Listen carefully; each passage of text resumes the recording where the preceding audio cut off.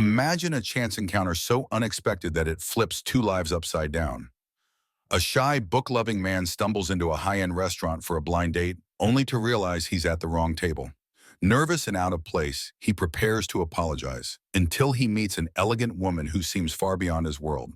Little does he know she's hiding a secret that could change everything.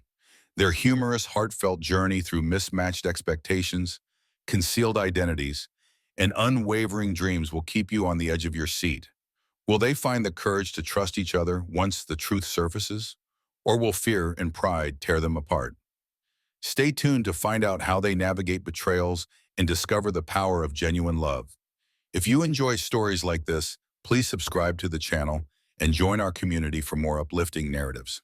Oliver Jenkins drew in a shaky breath as he pushed open the heavy glass door of Imperial Court, one of the most elegant restaurants in the city. Known for its sparkling chandeliers and hushed atmosphere, the place seemed more like a sanctuary for the wealthy than a casual spot for a night out. From the moment he stepped inside, Oliver felt every inch of his cheap navy blazer and off-brand loafers. He had tried his best to dress well, but next to these patrons, men in tailored suits and women draped in designer dresses, it was obvious that his clothes were threadbare at the cuffs and a half size too big. Still, he was here on a mission, a blind date his friend Victor had repeatedly insisted he should not miss. The note in Oliver's hand, now crumpled from his constant fidgeting, simply read, "Table 12, her name is Marianne. Be yourself." Despite Victor's unwavering confidence, Oliver felt an odd sense of foreboding settle in his stomach. Maybe it was the opulence of the restaurant that unnerved him, or the hushed conversations in corners where polished silverware glinted against pristine white tablecloths. This was not his usual scene. He worked at a modest vintage bookstore, the time-worn Page, where he spent most days handling dusty novels and chatting with the few loyal customers who appreciated the scent of old leather bindings. The shift from that comforting environment to the luminous, intimidating decor of Imperial Court made him wish he could turn around and walk out into the evening air. But then he remembered Victor's words. "Trust me, Oliver, this date could change your life." He squared his shoulders and approached the maitre d', who stood behind a sleek podium as if guarding the gates to a private members club. Clearing his throat, Oliver forced a confident tone. "Reservation under Oliver Jenkins," he said. "Table 12, please." The maitre d' nodded politely, scanned a list, and motioned toward a quieter section at the rear of the restaurant. Passing rows of glittering glasses and neatly arranged dinner plates, Oliver tried to ignore the prickling sensation that every pair of eyes in the dining room might be watching him.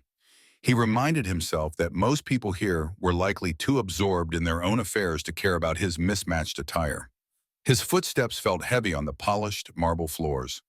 When he finally spotted table 12, a tall, slender woman sat there alone, stirring a glass of sparkling water. Her dark hair was swept into a neat chignon, and her simple yet elegant black dress contrasted strikingly with the warm golden lights above. Oliver felt the jolt of unpreparedness intensify. Victor had said she was perfect for him, but right now all Oliver saw was a person so poised she might have stepped out of a fashion magazine. Stifling the urge to panic, he approached the table and murmured, "Marianne?" Marianne Monroe glanced up from her glass, surprise flickering in her dark eyes. She had come to Imperial Court under the promise of a blind date as well, though her personal assistant had been tight-lipped about the details. What she wanted was anonymity, a chance to meet someone without her family name or wealth coloring their perception. Even so, she had expected someone entirely different. For a split second, she wondered if Oliver might have sat at the wrong table by mistake. Yet something in his nervous posture and the honest unease on his face made her pause before shooing him away. She dressed modestly, hoping not to tip her hand about the immense resources at her disposal. A black cocktail dress, simple pearl earrings, and a minimalistic clutch bag were all she permitted herself. The goal was to come across as an ordinary woman who just happened to like nice restaurants, not the wealthy heiress to the Monroe real estate empire. For years, she had grown tired of men who saw her name and thought only of her bank account. She had grown even more tired of fending off suitors who believed her name would open doors for them. Tonight, she wanted a different scenario, something true and earnest. When Oliver uttered her name, his voice barely above a whisper, Marianne felt a sliver of curiosity. He looked wholly out of place, his blazer slightly too large around the shoulders. The old tie knotted awkwardly. Yet there was a vulnerability in his eyes that immediately struck her. He radiated a sense of honesty, and that alone made her consider letting him stay. So she offered a cautious, if slightly puzzled, smile. "Yes, I'm Marianne. Are you here for the blind date?" Her question held a mild note of humor, as she half expected him to say no, that he'd made a mistake. Oliver cleared his throat, glancing down at the note in his hand before tucking it hastily into his pocket. "Yes," he replied, trying hard to keep his voice steady. "My friend said this was table 12. If you're not expecting someone else, maybe I'm the person you're supposed to meet." He ended with an awkward, half laugh, as if he too recognized how unlikely this entire setup seemed. Marianne found herself nodding, curiosity mounting. Perhaps her assistant had given the wrong name. She was certain someone named Benjamin was supposed to arrive. Yet here stood Oliver, looking both terrified and sincere. She gestured to the empty chair. "Why don't you sit down?" she suggested softly. "Let's figure this out together."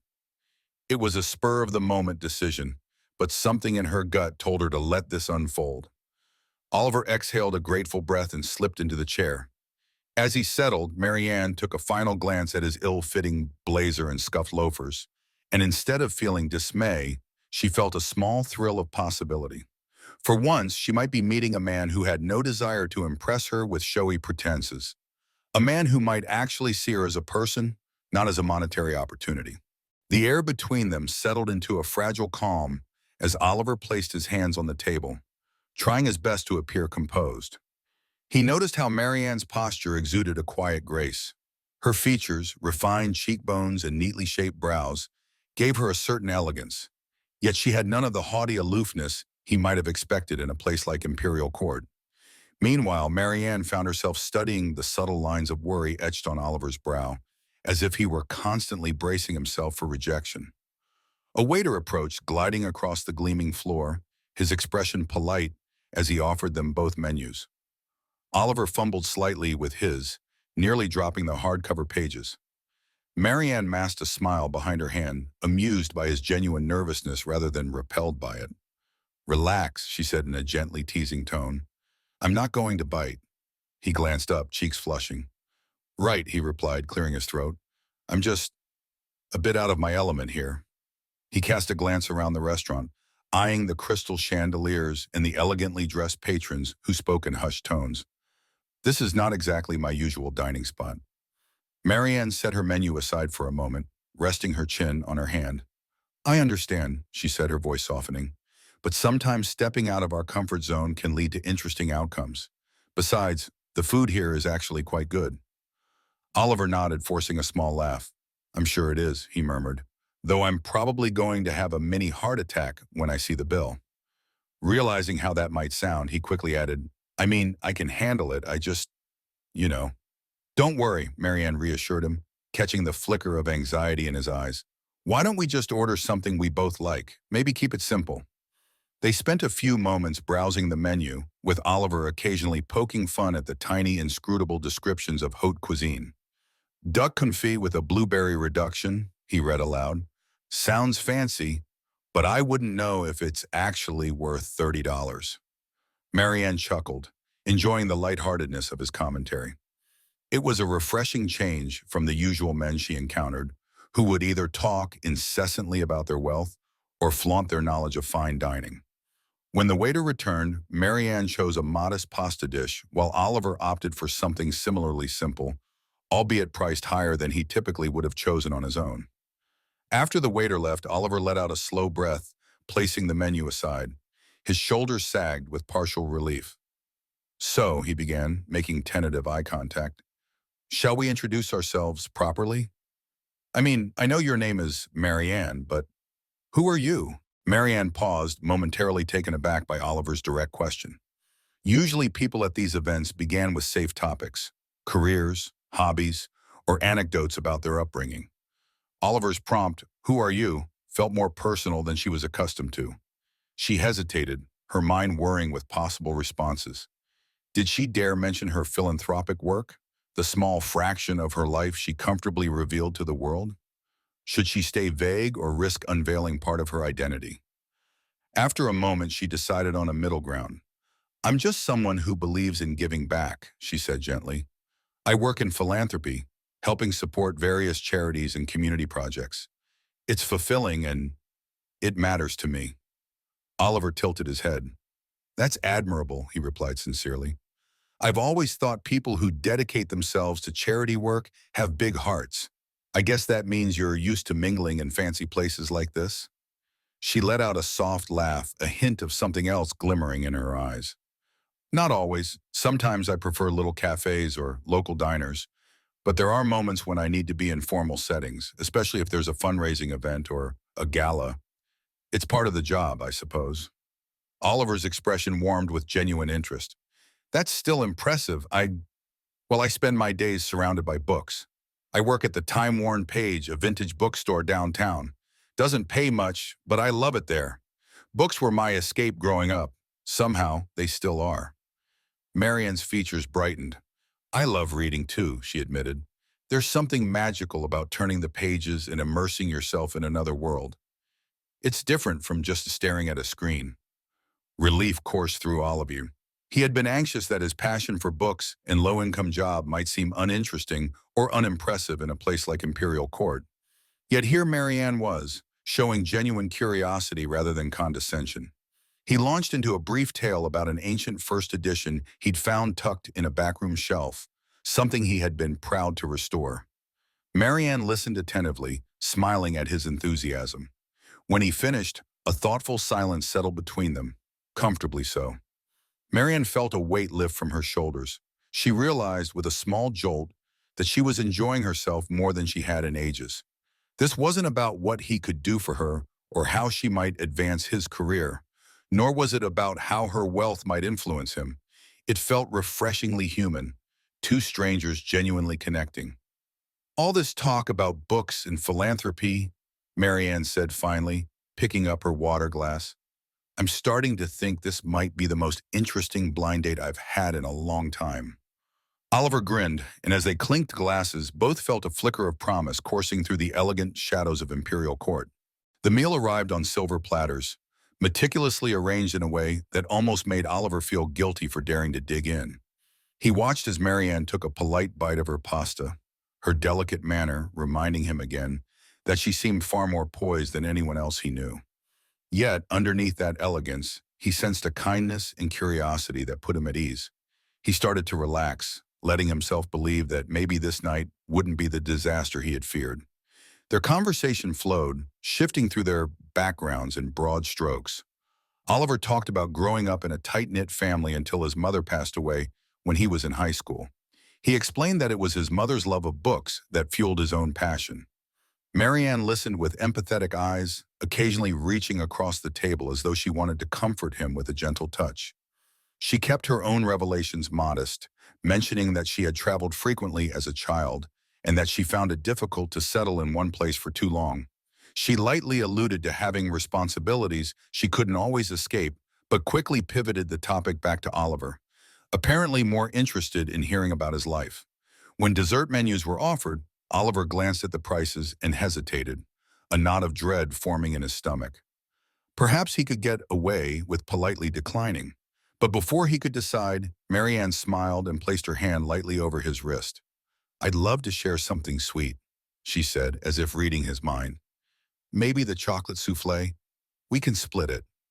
With those simple words, she saved him the embarrassment of explaining he couldn't afford multiple courses in a place like this. Relieved, Oliver nodded. Yes, that sounds great, he replied. While they waited for dessert, their talk turned to everyday hopes and dreams. Oliver confessed that he once aspired to become a writer, though he'd let that go when responsibilities at home weighed him down. Marianne encouraged him, saying that it was never too late to chase a creative passion. He felt a surge of gratitude, touched by how seriously she took his aspirations. Typically, whenever he'd confided these thoughts to acquaintances, they'd nod politely and change the subject. Marianne, however, appeared genuinely fascinated. When the souffle arrived, they both marveled at its delicate shape. Taking a spoonful, Marianne let out a delighted laugh at how rich and decadent it tasted, while Oliver followed suit, savoring the moment. For a minute, there was no talk of burdens or financial constraints, only the sweet warmth of good food and good company. Afterward, as the waiter discreetly set the bill on the table, Oliver steeled himself. He reached for it, but his heart thumped heavily at the total. Before he could protest, Marianne calmly handed over her credit card, subtly nodding at the waiter to finalize the payment. Oliver felt a blend of relief and unease. He mumbled a quiet thank you, knowing he couldn't realistically argue the matter here without causing a scene. Yet, a small voice inside him prickled with worry about her generosity. Outside Imperial Court, the night air felt cool against Oliver's skin. Twinkling city lights stretched across the avenue, reflecting in the occasional puddles from an earlier rain. Marianne slipped on a light coat, seeming almost reluctant to part ways. Oliver glanced at her, still somewhat astonished by how easily conversation had flowed between them. He couldn't forget the moment she casually paid for dinner without making a fuss. To him, it signified a level of financial comfort he wasn't used to, yet he appreciated her tact in not dwelling on it. They stood side by side under the soft glow of a street lamp, the distant hum of traffic punctuating the quiet. "I really enjoyed tonight," Oliver said, his voice subdued but warm. "I'm sorry if I seemed nervous at first. This place and, well, the whole blind date thing. It was a lot." Marianne offered him a gentle smile. "I was nervous too," she admitted. "It's not every day I agree to a setup like this, but I'm glad I did." In the back of her mind, Marianne knew that her assistant had planned for her to meet someone else. Yet Oliver's demeanor was refreshing. He was an open book, unguarded and not at all fixated on money or status. She felt a spark that made her think maybe this fateful mix-up was the best thing that could have happened. When he asked if he could see her again, she hesitated, but only out of caution. The secret she guarded, her immense wealth and inheritance, loomed large. She couldn't imagine how he would react if he discovered the full scope of her resources. But the warmth in his eyes dispelled her doubts, at least for the moment. She found herself agreeing. "Yes," she said, meeting his gaze. "I'd like that." They exchanged contact information, promising to arrange a more low-key outing. Oliver felt a flood of relief. Perhaps a simple cafe or a bookstore date might be more comfortable. The idea of seeing her again filled him with an uncharacteristic rush of enthusiasm, something he hadn't felt in a long time. As they bid each other good night, he couldn't help but smile at how surreal the evening had turned out to be. As Marianne walked away, high heels clicking softly on the pavement, Oliver stood there momentarily, his heart light. He glanced back at the entrance of Imperial Court, the memory of his nerves still fresh, but overshadowed by hope. Whatever happened next, he knew this was more than just a routine blind date. He felt it in the way his pulse quickened whenever he thought of Marianne, the woman who, despite her air of refinement, seemed to genuinely see him for who he was. The next day, Oliver could hardly focus at the vintage bookstore where he worked. He found himself replaying snippets of the previous evening in his mind. Marianne's subtle smile, the conversations that felt surprisingly natural, and the moment she effortlessly footed the bill. Whenever he recalled that scene, an uneasy flicker tugged at him. She was evidently well off, and he couldn't pretend otherwise. But more than that, he felt elated. He wanted to see her again, to learn more about her life and share bits of his own. During his lunch break, he texted her a brief hello, suggesting a cozy cafe a few blocks from the time-worn page. The place was a hidden gem with warm, ambient lighting and shelves lined with local artists' crafts. Marianne responded quickly, confirming she'd love to meet him there that evening. Oliver's heart thumped with excitement, though a small undercurrent of anxiety insisted he shouldn't get his hopes up too high. Still, he brushed off the doubt, reminding himself that the connection he felt wasn't imaginary. By dusk, he stood outside the Crooked Bean Cafe, shifting his weight from foot to foot. The modest sign and inviting interior felt more like home than the lavish setting of Imperial Court. Shortly after he arrived, Marianne appeared in the doorway, wearing a cream-colored sweater and jeans, her hair loose around her shoulders. She greeted him with a smile that warmed him through, and they chose a small table near a window that overlooked a quiet side street. They slipped into conversation as easily as if they were old friends. Oliver handed Marianne a small package wrapped in simple brown paper, a copy of an old classic he had rescued from the dusty storeroom of his bookstore. He explained how much the story meant to him, hoping she might appreciate it as well. Marianne unwrapped it carefully, her eyes lighting up at the sight of the weathered cover. "This is so thoughtful," she murmured, looking genuinely touched. "Thank you, Oliver." Over steaming mugs of coffee, they chatted about favorite authors, dream travel destinations, and even the kinds of desserts they secretly adored. Marianne revealed her fondness for apple pie, which Oliver found endearing, given her otherwise elegant demeanor. She seemed to become more animated whenever he asked about her charitable interests, though she carefully steered the talk away from specifics that might hint at her massive inheritance or the prestigious boards she regularly served on. As the evening wore on, the cafe's soft background music wrapped them in a cozy bubble. A few patrons came and went, but Oliver and Marianne remained, lost in each other's stories. They laughed about childhood mishaps, and while Marianne offered glimpses of her life, a traveling youth, philanthropic projects, Oliver sensed a certain guardedness. He didn't pry. He figured everyone had their reasons for sharing only what they felt comfortable disclosing. By the time they parted ways, the genuine warmth in her eyes reassured Oliver that this blossoming connection was real, even if pieces of her life remained hidden. Over the following weeks, Oliver and Marianne's bond deepened in a series of unhurried but meaningful encounters. They often chose intimate settings, like the Crooked Bean Cafe or a local park bench, rather than grand restaurants. Marianne seemed to prefer these low-key environments that allowed them to talk without distraction, and Oliver was immensely relieved not to be under the financial pressure of high-end dining. He continued to share glimpses of his life, his daily routine at the bookstore, the personal satisfaction he found in matching a rare volume with the right collector, and his longtime dream of opening his own small bookstore someday. Marianne listened attentively, her eyes lighting up whenever he described the glow of anticipation in a customer's face upon discovering a treasured title. Marianne, for her part, spoke more about her philanthropic endeavors, though still with deliberate caution. She shared stories of volunteering at community centers or helping organize book drives for underprivileged schools. Oliver found her devotion admirable, and he noticed how animated she became when talking about children's literacy or improving local neighborhoods. Yet he couldn't help but sense there was a deeper aspect to her philanthropic work that she carefully skirted. He chalked it up to her being humble, or perhaps guarding herself from the superficial interest people often had in charitable celebrities. One day, Oliver worked up the nerve to introduce Marianne to a few people from his personal circle. He arranged a casual dinner at a friend's apartment, a potluck-style gathering where everyone contributed a dish. Marianne arrived with a homemade apple crumble that filled the small kitchen with the comforting aroma of cinnamon and warm fruit. She mixed easily with Oliver's friends, listening as they joked about the bookstore's eccentric customers and sharing her own gentle humor in return. By the end of the night, she appeared genuinely pleased, telling Oliver how much she appreciated a real sense of community. In quiet moments, however, Oliver wrestled with uncertainties. Could he truly become a lasting part of Marianne's world if she turned out to be far wealthier than he ever imagined?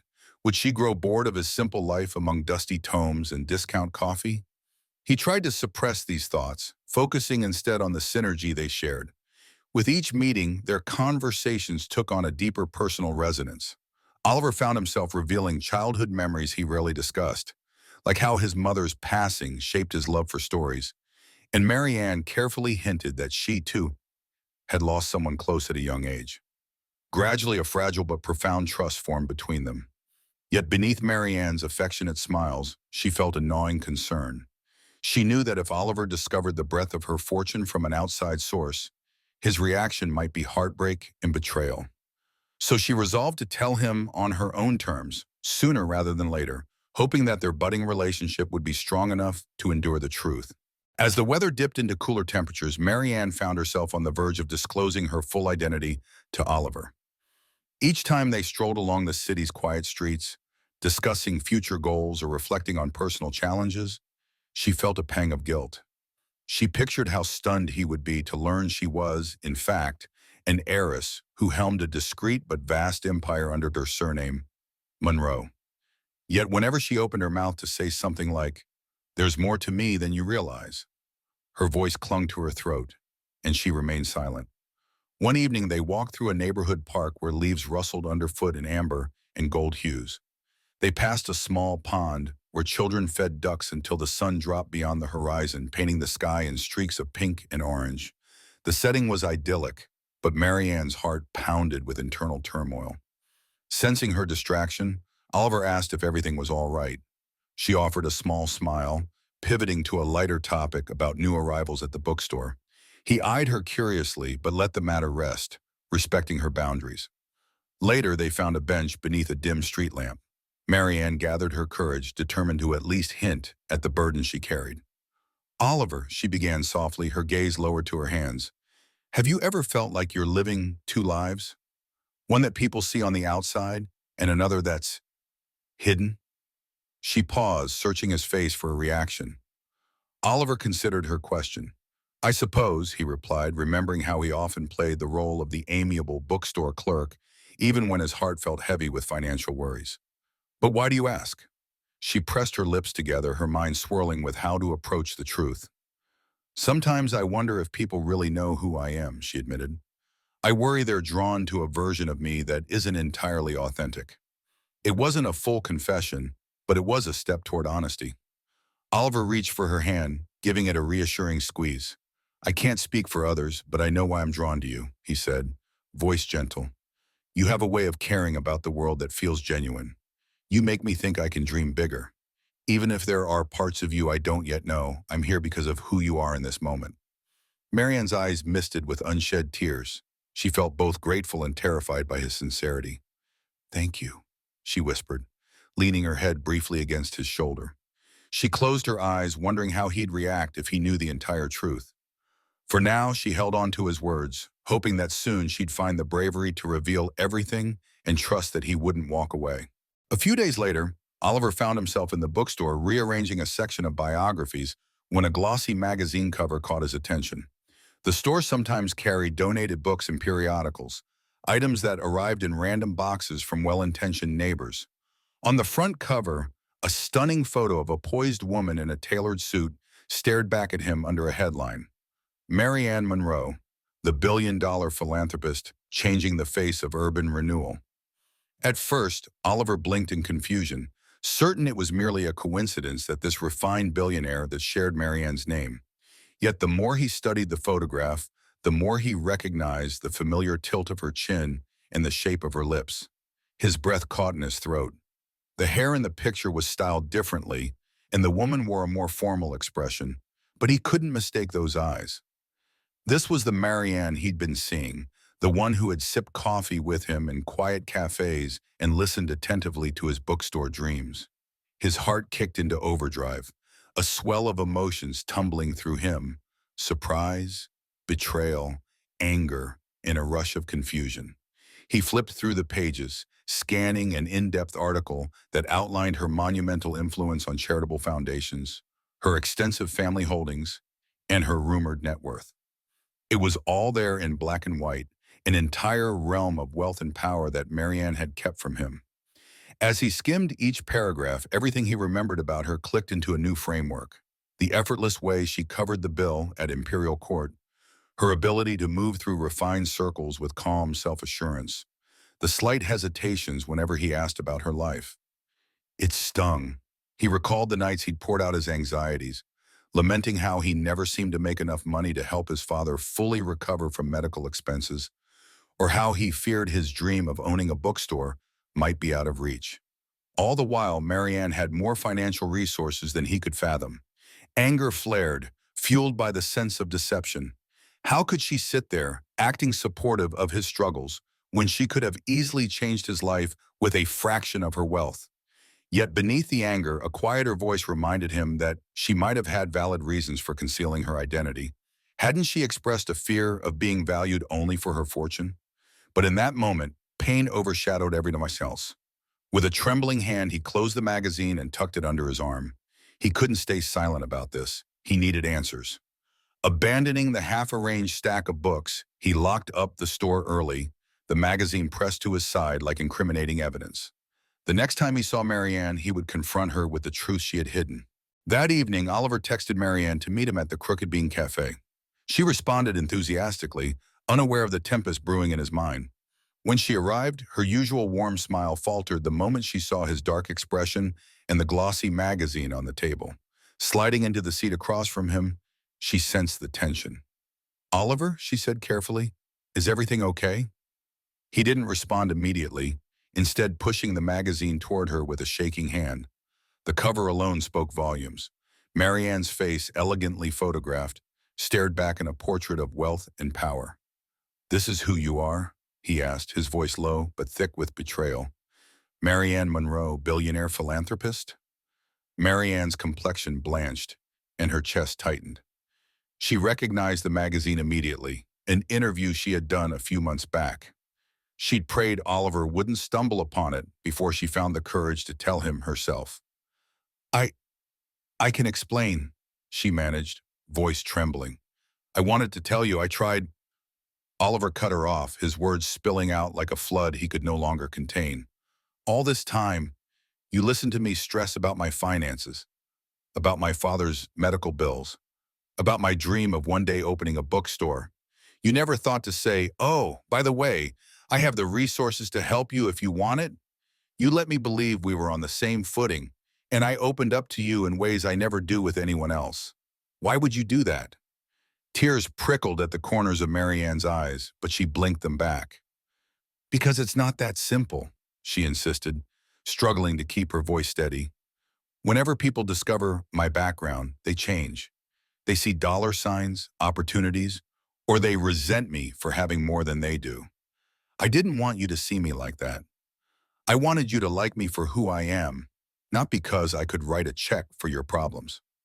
Oliver let out a mirthless laugh, eyes filled with hurt. "So you decided for me," he said, clenching his jaw.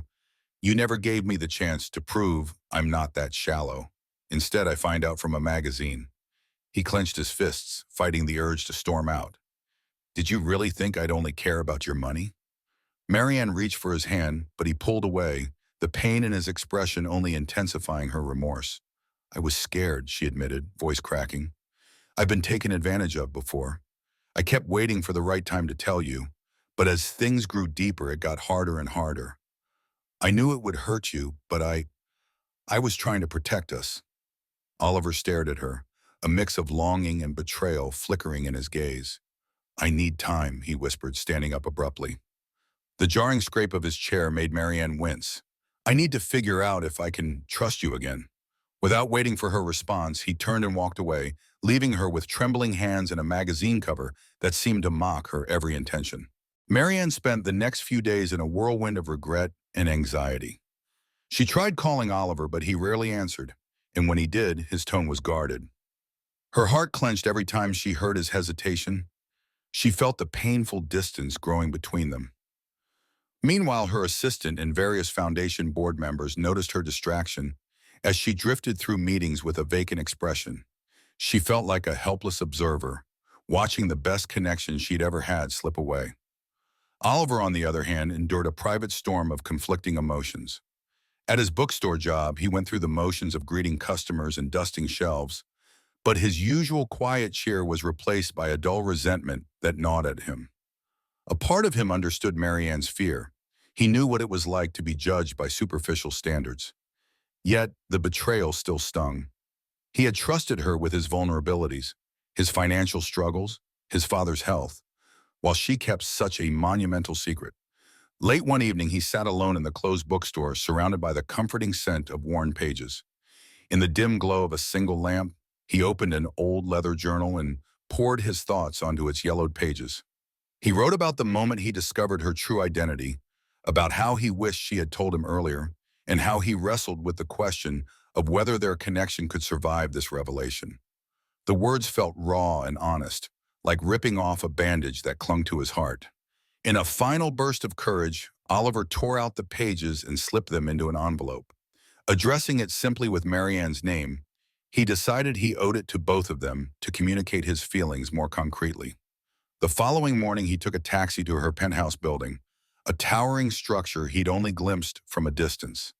The doorman eyed him curiously, but Oliver stood firm, requesting that this letter be delivered to Marianne Monroe. Once the envelope was out of his hands, he felt a slight weight lift from his chest. He had expressed his truth, leaving the ball in her court. Marianne received the letter that afternoon, her heart drumming in her chest as she read Oliver's heartfelt words. He wasn't absolving her of blame, but neither was he shutting her out entirely. He admitted to feeling torn, angry, and hurt, yet also longing for the genuine connection they once shared. Tears stained the letter as she finished reading, relief mingling with sorrow. She clutched it to her chest, resolute in her decision. She would fight for Oliver's trust. She refused to let her history of betrayals and fears dictate the future she might share with him. That same evening, Marianne appeared at the time-worn page just before closing time. Oliver had nearly finished restocking the classics section when he heard the soft ring of the door chime. Turning around, he froze to see her standing near the threshold, an unspoken plea in her eyes. She looked different than usual, wearing a simple sweater and jeans, with no trace of the elegance she often carried around like second nature. Seeing him hesitate, she raised her hand slightly, a silent gesture asking if he was willing to hear her out. Oliver exhaled a slow breath, his heart pounding. He wasn't sure if he was ready to reconcile, but he also couldn't deny the tight coil of longing in his chest. With a curt nod, he motioned for her to come closer, leading her into the quiet corners of the store where fewer curious onlookers might intrude. After flipping the sign to closed, he turned to face her, arms crossed. Marianne approached cautiously. "I got your letter," she said, voice thick with emotion. "Thank you for trusting me enough to write it. I'm so sorry, Oliver. I know saying that might not be enough, but I want you to know that I never meant to hurt you. I was just terrified that if you knew who I really was, you'd see me differently." His jaw tightened. "You're right. I do see you differently," he admitted. "I can't pretend it doesn't bother me that you hid something so significant. But I also can't ignore how much I care about you." The last words came out quietly, laden with vulnerability. Marianne swallowed, edging closer. "I care about you too," she whispered, tears gathering at the corners of her eyes.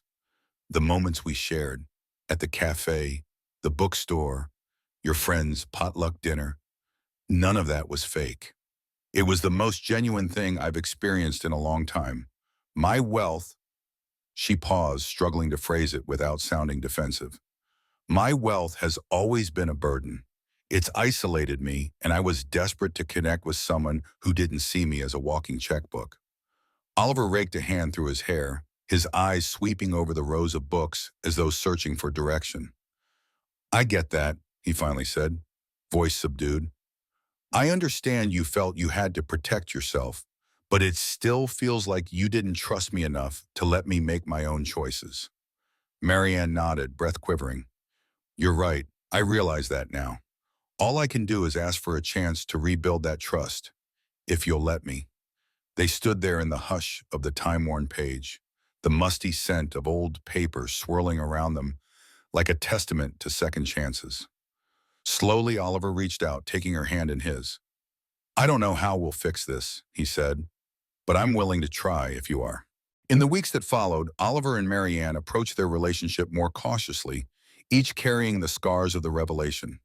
They had lengthy conversations about what it meant for Marianne to be an heiress, how she'd long felt her fortune overshadowed her genuine self, and why Oliver felt betrayed that she hadn't disclosed this part of her life sooner. Despite the awkwardness, these dialogues became a bridge that allowed them to tiptoe back toward closeness. Marianne began opening up about her philanthropic foundation, a sprawling network of projects aimed at improving urban housing, supporting youth education, and funding grassroots community initiatives. She explained how her father's wealth had set the stage, but after his passing, she took the reins herself. The name Monroe carried immense weight in business circles, and she recognized that many donors contributed because of her family's legacy. Yet, she strove to make her philanthropic efforts more personal, more hands-on, wanting to see firsthand the impact on the people she aimed to help. Oliver listened with renewed understanding. When he asked detailed questions about how she chose her causes, Marianne revealed a thoughtful, methodical approach, visiting communities in need, forging relationships with local leaders, and following up to ensure donated funds were used effectively. Her knowledge was vast, and Oliver found himself both impressed and slightly intimidated. Seeing that flicker of apprehension in his eyes, Marianne hurried to assure him she had no intention of using her money to solve his life for him, and she offered resources and connections only if he wanted them. One Saturday afternoon, she accompanied him to his father's modest apartment, a place she'd previously only heard Oliver describe. Donald Jenkins, Oliver's father, was skeptical at first, politely wary of the elegant young woman suddenly stepping into his living room. But Marianne soon won him over by speaking to him about his hobbies and life experiences, demonstrating a genuine interest that belied her immense fortune. Though her presence in such a humble setting was unusual, she showed no sign of discomfort, bringing homemade soup and bread she claimed to have baked herself, with a bit of help from a recipe on her phone, she confessed. Witnessing how lovingly she interacted with his father, Oliver felt a surge of hope. Perhaps her money didn't have to be a barrier between them. After all, it wasn't the reason he had fallen for her. He knew her caring spirit and sincerity had captured his heart long before he learned about her billions. And in the quiet moments, like when he caught her stooping to help his father adjust a blanket over his knees, Oliver reminded himself that wealth was just a tool. The person wielding it determined its real worth. Gradually, Marianne and Oliver found a new normal. Their dates no longer carried the tension of unspoken secrets, though they still had to navigate different worlds. Sometimes Marianne had to attend formal galas where millionaires and influencers discussed philanthropic ventures in hushed tones over champagne flutes. Other times, Oliver spent long, quiet afternoons at the bookstore, chatting with local retirees or perusing battered tomes for hidden literary gems. Despite these seemingly contrasting lifestyles, they discovered shared values that bound them closer: compassion, honesty, and the desire to foster meaningful connections. One evening, as they strolled down a less affluent part of the city, Oliver talked about his dormant dream of owning a bookstore. He explained how he imagined a place that didn't just sell books, but also served as a hub for community gatherings, reading clubs, story time for children, and maybe even open mic nights for aspiring poets. Marianne listened with rapt attention, her eyes glowing with enthusiasm at the thought. "That's such a beautiful vision," she told him. "I can see why it matters to you. Books have always been a sanctuary for you, haven't they?" Oliver nodded. "They were my comfort when things at home got tough. I used to read until late at night, an old lamp by my bed, just losing myself in fictional worlds. It was my way of coping." She gave his hand a reassuring squeeze. "Well, now you can build a place where other people can find that same refuge." The sincerity in her voice emboldened him. "Yeah," he said softly, "but it's tough. I've saved some money, but real estate prices here are insane, and the loan process is daunting. Sometimes I feel like it's just a pipe dream." Marianne stopped walking and turned to face him, her gaze steady. "I believe in you," she said simply. "Whether you open it next year or in 10 years, I'm here to support you however I can. I'm not offering to buy you a building outright," she added with a rueful smile, recalling the tension around her finances. "But if you need advice or help navigating the paperwork or just someone to cheer you on, I'm right here." Touched by her heartfelt vow, Oliver leaned in and kissed her softly under the glow of a flickering streetlight. For a moment, the noise of the city receded, leaving only the quiet hum of mutual understanding. As they drew apart, Marianne linked her arm with his, and they continued walking, two individuals from seemingly opposite realities, forging a path that was very much their own. Motivated by Marianne's faith in him, Oliver began taking small steps toward making his bookstore dream a reality. He spent evenings after work poring over business guides, drafting a rudimentary plan, and reaching out to local entrepreneurs who might offer pointers. True to her word, Marianne remained in the background, ready to offer help but never overstepping. She introduced him to an experienced property lawyer who answered Oliver's questions about commercial leases, but she always let him take the lead in negotiations or paperwork. In turn, Oliver felt more secure about their relationship. He saw firsthand that Marianne wasn't using her wealth to exert control over him. Instead, she was showing him ways to navigate the obstacles that often cripple small business owners. It was a delicate dance, one where she offered resources without overshadowing his agency. He found it refreshing, and it made him appreciate her even more. She was still Marianne, the kind-hearted woman who loved coffee chats and reading sessions, regardless of her last name. One afternoon, Oliver stumbled upon a dilapidated building on a quiet street in Brooklyn. Though the windows were cracked and the signage was faded, something about it sparked a surge of optimism. He could picture shelves lining the walls, a children's corner near the back, and maybe a small cafe area at the front. Giddy with excitement, he snapped photos to show Marianne. That evening, they returned together, peering through dust-caked windows at the abandoned interior. "It needs a lot of work," Oliver admitted, half apologetic, half thrilled. "But I can already see it. This place has potential." Marianne nodded, her lips curving into a smile. "I can see it too, and imagine how satisfying it'll be when we—" She paused, correcting herself. "When you transform it." He wrapped an arm around her shoulders. "We'll do it together in whatever capacity feels right," he said, heart hammering with both excitement and affection. It meant a lot to him that she used the word "we," but he also understood why she was cautious. He wanted to prove that his vision for a bookstore was driven by his own dreams, not her checkbook. They contacted a contractor to assess the repairs needed, and while the estimate made Oliver's stomach drop, Marianne's presence gave him confidence. If they approached it systematically, applying for a small business loan and leveraging local grant programs, it might just be feasible. Over cups of tea that night, the two of them brainstormed ways to fundraise, including a Kickstarter campaign, partnering with local schools, and hosting community events. Surrounded by stacks of notes and printed articles, they felt the weight of reality setting in, but also the undeniable thrill of possibility. Over the next several months, Oliver poured himself into the project with more determination than he'd known he possessed. He gathered every spare dollar, sold off random collectibles he'd hoarded over the years, and researched niche grants.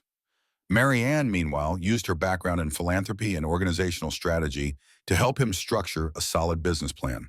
True to her word, she kept her involvement respectful, letting Oliver stand at the helm of each major decision. The old building had been vacant for years, and once they secured a lease, they spent countless weekends renovating. Oliver's friends volunteered with paintbrushes and toolkits, while Marianne arranged lunches for the group, occasionally rolling up her sleeves to help clean debris. Standing on rickety ladders, wiping off cobwebs, and tearing out moldering drywall, they felt a sense of camaraderie that transcended any class distinctions. This was a labor of love, a shared dream. Of course, tension surfaced. The plumbing turned out to be in worse shape than anticipated, requiring an additional loan that Oliver was reluctant to take. Anxiety gnawed at him when he considered the looming risk of debt. Marianne gently reminded him that the best endeavors often carried risk, reassuring him that being cautious was wise, but not to the point of paralyzing his dreams. At times, they bickered over small details, like whether to invest in a more expensive, aesthetically pleasing lighting system or stick to something functional and cheap. But each disagreement ended with a compromise, guided by the reminder that they were building this place not just for profit, but for community enrichment. Little by little, the store began to take shape. They replaced the cracked windows with broad panes that let in natural light, salvaged old wooden shelves from a closing library, and repainted the walls in warm, inviting hues. A small corner near the entrance was cleared for a cozy cafe setup, a place for cappuccinos, herbal teas, and perhaps a sampling of pastries from local bakeries. In the back, they dedicated a space for children's story time and reading sessions, complete with bright cushions and a sturdy rug. One chilly autumn morning, as Oliver hammered the last shelf into place, Marianne stepped back to admire the transformation. Her cheeks flushed with cold and excitement. She whispered, "It's really happening, isn't it?" Oliver, pausing to wipe sweat from his brow, reached for her hand and squeezed it. In that moment, the bookstore no longer felt like a far-fetched fantasy. It was real, anchored by their combined hopes and efforts. All the secrecy and misunderstandings that once threatened to tear them apart seemed distant, replaced by the tangible proof of what they could accomplish together. Finally, the day of the grand opening arrived. A simple sign reading "The Hidden Shelf" hung above the newly painted door, done in elegant lettering that Marianne had commissioned from a local artist. Despite the crisp bite in the October air, a small crowd formed outside, a mix of Oliver's friends, curious neighbors, and a few local media representatives who'd heard about a new indie bookstore opening in an up-and-coming part of the city. Oliver stood near the threshold, tugging nervously at the sleeves of a button-down shirt he'd ironed that morning. He cast a glance at the homemade pastries arranged inside, contributions from supporters, including Marianne, who'd baked an apple pie that seemed destined to be devoured in minutes. A modest coffee stand was set up at one corner, manned by a friend who had barista experience. Meanwhile, Marianne hovered discreetly in the background, her face beaming with pride. At noon, Oliver cleared his throat, holding a small pair of scissors for the ceremonial ribbon. His voice trembled slightly as he thanked everyone for coming and explained his vision, a bookstore that would be more than just a retail space, but a gathering spot for the community, a place to host reading clubs, open mic nights, and children's story events. The crowd cheered when he cut the ribbon, officializing the hidden shelf as open for business. Immediately, people poured inside. A local news blogger interviewed Oliver about his journey, and he spoke candidly about how important it was to preserve physical books in a digital era. Children explored the reading corner, wide-eyed at the bright illustrations on the covers. Marianne flitted from one group to another, greeting attendees and, when asked, humbly referencing her philanthropic background without delving into her billionaire status. It was Oliver's day, and she wanted the spotlight to remain on his accomplishments. Every so often, Oliver and Marianne's gazes found each other amid the mild chaos. Their shared smile spoke volumes of the trials they'd overcome, the secrecy, the anger, the doubt, and the triumph they now experienced together. Toward the end of the day, after nearly everyone had gone, they collapsed into a pair of plush chairs by the main bookshelf, each nursing a cup of steaming tea. Oliver's eyes glimmered with satisfaction and relief. Marianne curled her hand around his, leaning her head on his shoulder. "Thank you," he murmured, his voice rough with emotion. "I couldn't have done this without you." She pressed a gentle kiss to his cheek. "You'd have found a way," she said softly. "I just helped speed up the process. This was always your dream."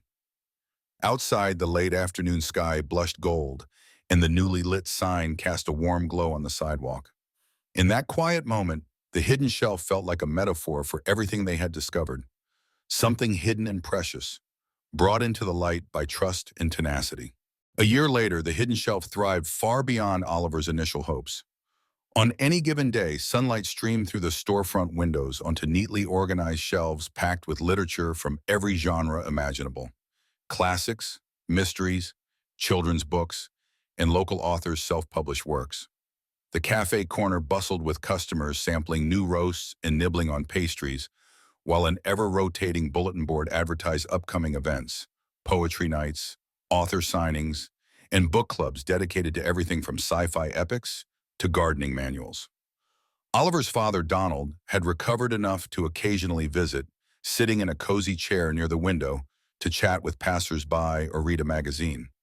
Marianne's philanthropic touches were evident in the background.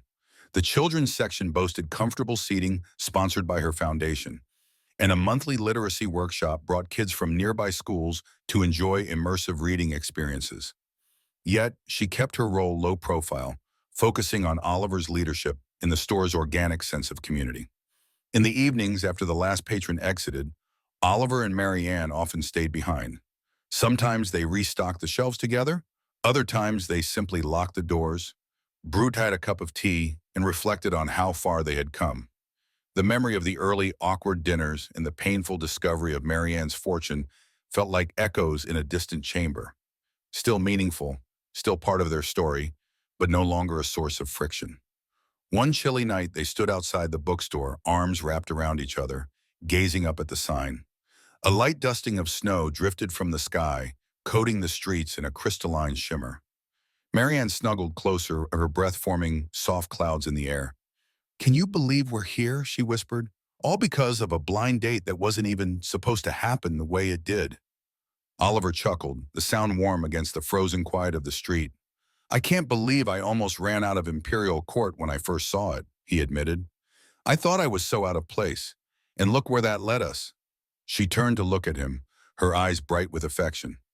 "Maybe the best things happen when we feel out of place," she mused.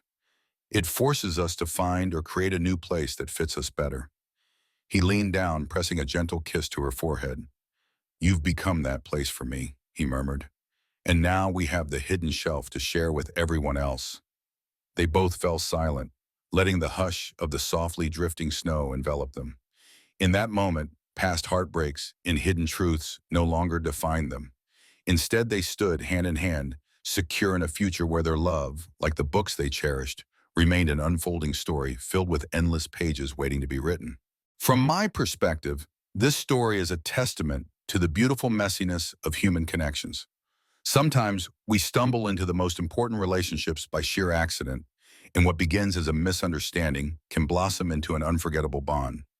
Despite hidden fortunes and clashing backgrounds, these two soulmates learned that honesty, empathy, and perseverance can overcome any obstacle. Their bookstore dream became a symbol of hope, not just for themselves, but for an entire community.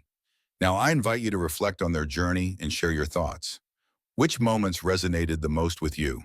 How do you feel about the decisions they made along the way? Let's continue the conversation in the comments below. Don't forget to like, share, and subscribe so we can bring you even more stories that brighten your day.